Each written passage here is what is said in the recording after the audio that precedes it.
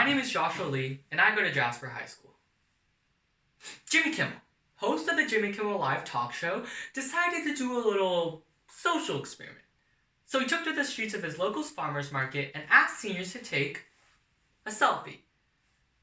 Now, in a time where smartphones have taken over, it's mind-blowing that half of the seniors asked didn't even know what a selfie was, while the other half didn't know where the camera app was located on their phones. While this does seem funny and hilarious to many of us, it's the reality that many seniors live today. Which brings me to my concern, an age-old problem known as the generation gap. Jimmy Kimmel's social experiment, although comedic in itself, reflects the saddening truth that many of us find it hard to interact simply because of communication barriers we've built up in our lives. So after countless hours of trying to figure a way to alleviate this struggle, I figured, what better way to dive into this issue than to put it under the Rotary 4-way test? Is the generation gap the truth? Well, it varies from person to person, but it's undeniably real.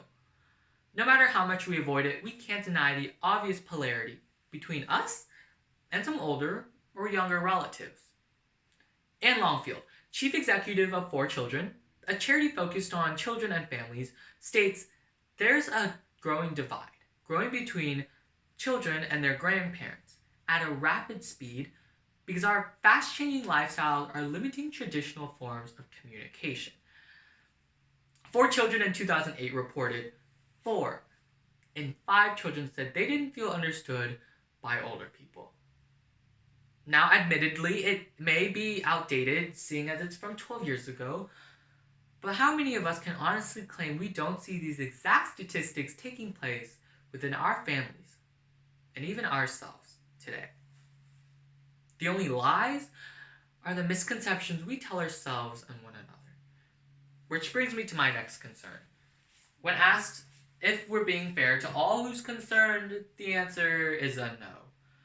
Because we respond to generational differences not by questioning and embracing them, but by either adding on to miseducated assumptions or distancing ourselves entirely. University of New Hampshire sociologist David Finkelhorn notes, this lack of generational communication leads to what's called juvenoia, or the exaggerated anxiety of influence of social chains on juveniles.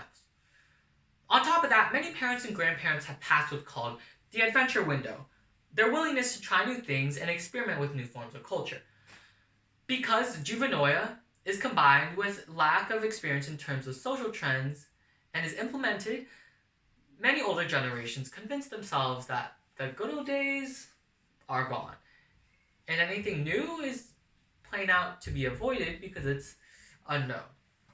Don't get me wrong, I'm not saying it's a fault, because it's natural. It comes with age. But because of this, author Jean Twenge notes in her book, Generation Me, the biggest thing older generations fault younger ones for is entitlement. And it's due to fear of change, not ignorance. Which explains why a Forbes telephone survey found that 71% of Americans believe millennials to be selfish, while an additional 65% find them to be entitled.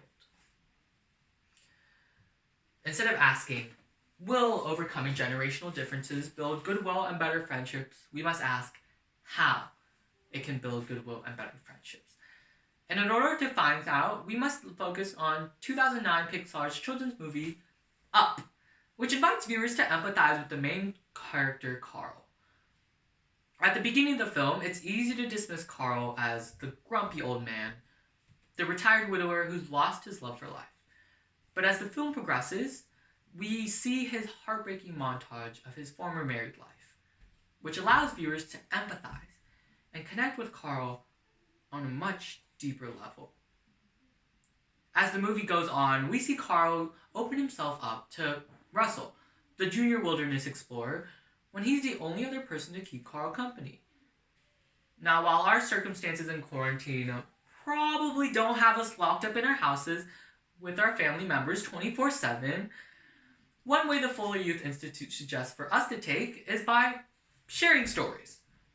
Just like how the movie Up shared Carl's story with viewers, one way we can do it, whether through listening, reading, or watching a film, sharing the story allows different generations to empathize with one another. We open ourselves to each other's pain, and we understand one another's perspectives. Also, humbling ourselves, realizing how little we knew about someone before. I think it's clear. Tearing down these barriers between generations is, in fact, beneficial to all. And at the end of the day, it does take some stepping out of our comfort zones, but all change does. If we want to make a connection with those around us that are of different ages, we must make an effort. Ask questions. Be curious and keep the focus on them. Both sides have to pull their weight in contributing to the relationship, because a one-sided relationship is never going to last. Only after we've made the effort can we take a family selfie and truly feel like a family. Next time Jimmy Kimmel approaches a senior and asks them to take a selfie, who knows? That senior might just surprise Jimmy with all the tips and tricks they've learned from their younger relative. And we'll be one step closer to fixing this age-old problem.